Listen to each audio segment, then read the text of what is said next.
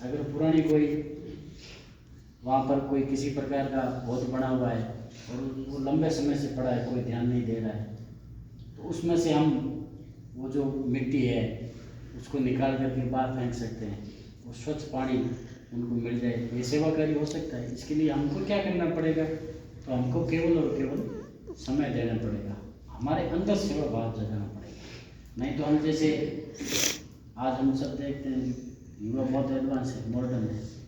अब जब खेल में से वो मिट्टी निकालेंगे तो आपके बस का स्वतः नहीं, वो कोई दूसरा आएगा तो क्या करेगा? हंसेगा, ये क्या कर रहे थे, पागल आदमी है। लेकिन हमारे पूर्वज क्या कर रहे थे? हमारे पूर्वज यही काम कर रहे थे, सेवा के माध्यम से उन्होंने आगे बढ़ाया था। और किस प्रकार की संस्कृति हम सबके मध्य में उन्होंने पहुँचाई। आप अपने बुजुर्ग माता पिताओं के साथ में जब बैठेंगे तो ऐसे सेवा के अनेक काम वो बता देंगे कि हमने ये किया था। तो आज हम सबको ये करने की ज़रूरत है। अब जब हम देखते हैं विदेशों की धरती पर, तो सेवा का भाव उनके बिल्कुल नगण्य है, क्योंकि उनके जो माता पिता है उनको भी वो सेवा प्रदान नहीं कर सकते। वहाँ के जो युवा है वो अपने बुजुर्ग माता पिता को वृद्धाश्रम के अंदर भेजता है और उसमें वो उसके अकाउंट में पैसे डाल करके और वो जो आश्रम है वो उनकी सेवा और देख रेख करते हैं। तो इस प्रकार का स्नेह आप सबको चाहिए क्या? आप अपने माता पिता का जो स्नेह है वो आपको मिलना चाहिए या नहीं मिलना चाहिए? ये कब मिलेगा? कि जब ये पीढ़ी दर पीढ़ी हम सभी एक दूसरे को संस्कार देते जाएंगे, तब जाकर के लिए हम सबको प्राप्त होगा। लेकिन वहाँ तो अब होता क्या है, बड़ी बड़ी कंट्री के अंदर 15-20 साल से वृद्धाश्रम के आगे कहीं जाएंगे तो उनको पता चलेगा कि यहाँ मेरे बुजुर्ग माता पिता, तो घंटा पर रुक के आगे निकल जाएंगे, वो मिल करके चले जाएंगे, तो अपनी संस्कृति का विनाश हो जाएगा।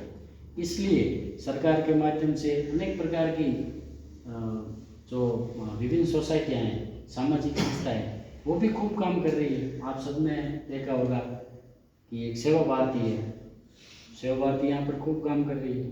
लोधी में भी जब कोरोना काल आया था उस समय हर कोई पीड़ित था, एक दूसरे के किसी के भी हम सब जब हाथ लगाते हैं तो वो कोरोना स्पर्श हो जाता था। तो उस समय जब इस सेवा का भाव अगर नहीं होता तो फिर कौन करते? मनुष्य की सेवा कैसे करता? तो भारत के अंदर इस प्रकार के गुण पहले से ही मौजूद थे।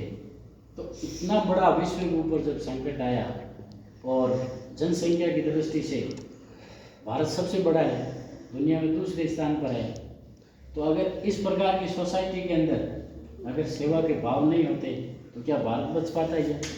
जगह जगह ये कोरोना फैल जाता, अपनी पूरी की पूरी जो भारत की अर्थव्यवस्था है वो तबाह हो जाती। और दुनिया के अंदर भारत का क्या संदेश जाता कि कोरोना काल के अंदर भारत है जो वो कमज़ोर हो गया। लेकिन यहाँ का जो मजबूत नेतृत्व और उससे भी ज़्यादा सरकारें केवल योजनाएं लागू कर सकती है, आपको बता सकती है, सरकारी संस्थाएं आपके बीच में और इस प्रकार के प्रशिक्षण दे सकती है कि हम सबको ये करना चाहिए।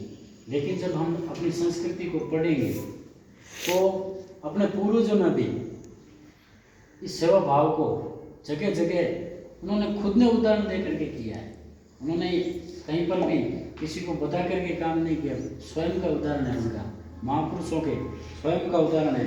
चाहे अपन भगवान महावीर को उठा ले, गुरु नानक को उठा ले, राजा राम मोहन राय, स्वामी श्रद्धानंद जी, स्वामी विवेकानंद, महात्मा गांधी, इन सभी ने अपने अपने समय में सेवा कार्य किए थे। और वही सेवा कार्य आज हम सब देखते हैं अखंड प्रभाव के रूप में हम सब के बीच में चल रहे हैं।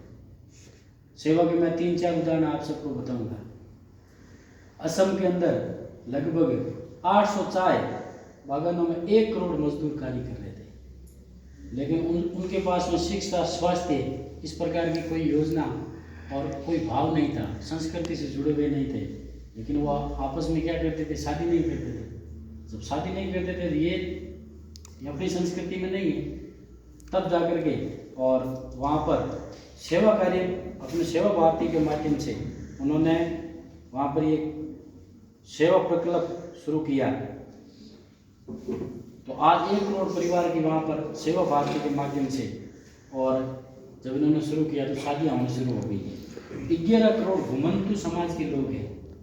हम सब के तो बहुत अच्छे अच्छे भवन बने हुए हैं घर पर, कहीं किसी के 3 मंजिल का है, किसी के 2 मंजिल का है। तो लेकिन घुमंतु समाज का क्या, 11 करोड़